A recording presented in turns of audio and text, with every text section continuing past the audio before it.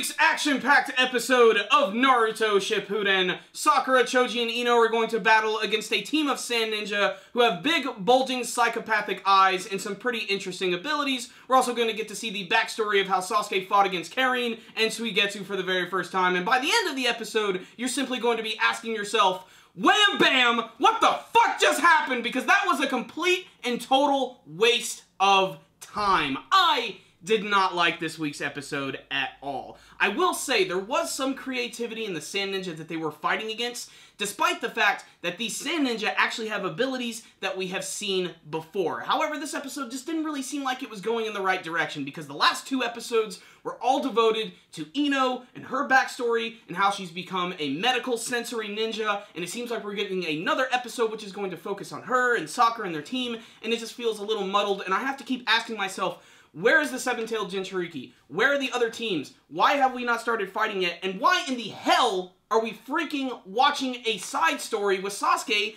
meeting Suigetsu and fighting against him for the first time? It's completely unnecessary because there's zero tension in the scene whatsoever. We know that he eventually meets with Suigetsu. It doesn't matter that he actually ends up releasing him. It's a complete waste of time. You could argue these are events that we haven't seen before, but they're also events that we didn't need to see. They were already implied, like the scene where Karin actually meets Orochimaru for the very first time.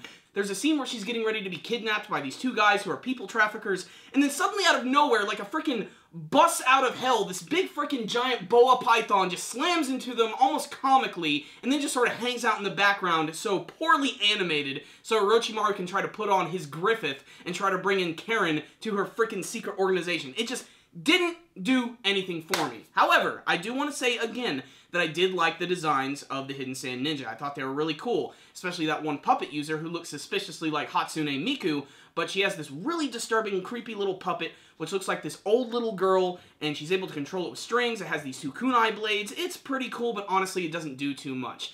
The most interesting ability that this woman uses is that she has this imitation puppet jutsu, which is kind of similar to what Ino does. She actually puts like her hands over her eyes, and then she like fires right at your face, and then she basically transforms into a human puppet.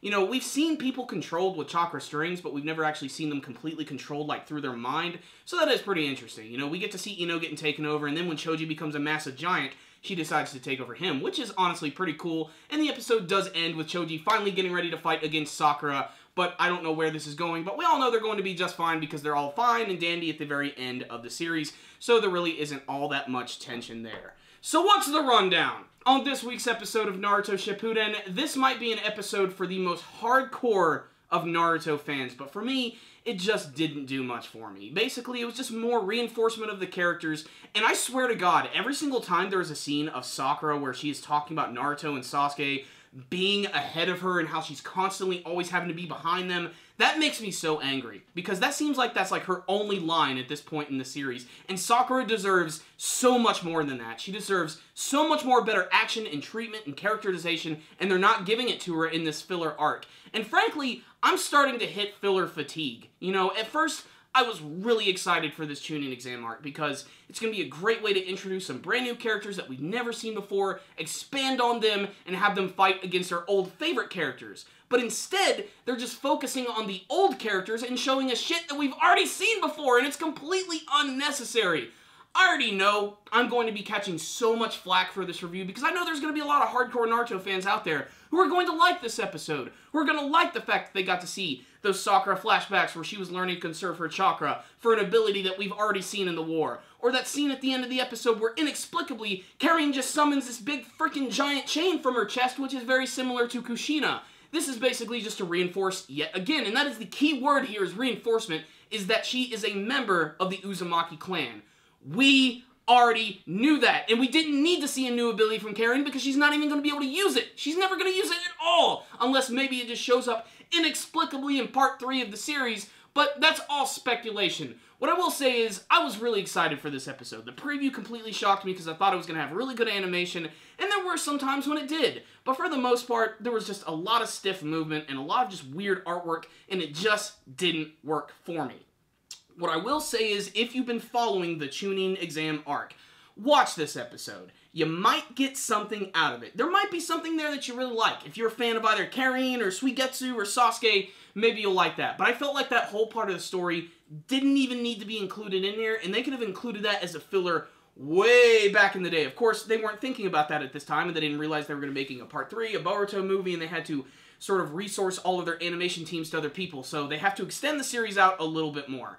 What I will say is, I hope next week's episode is a lot more exciting, because this one just did not do it for me. Like I said, some cool character designs, a few cool moments, especially with the Sand Ninja, the puppets, the guy with the weird snake arm and the crazy eyes, but that's about it. That's really all I have to say about this week's episode. I recommend it really only to Naruto fans. If you're a casual anime fan, you're probably not going to dig this one that much. But like I said, watch it. You might see something that I don't see. You might like it a lot more than me. What I will say is, I'm giving this week's episode a 2 out of 5. Check it out, hardcore Naruto fans. Everybody else, stay the hell away. Thank you guys for watching my review. You guys know that I loved this week's episode, but what about you guys? How did you feel about this week's episode of Naruto Shippuden? Did you like those Sand Ninja? Did you like all the big backstory we got from Team Taka? Please tell me in the comments section below. Make sure to subscribe to the channel if you haven't already. Follow us on social media. And thank you guys again for watching. And as always, stay dandy, baby.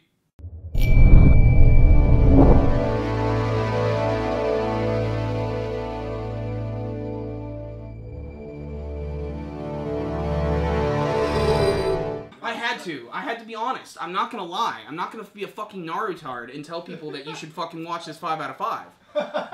I'm not!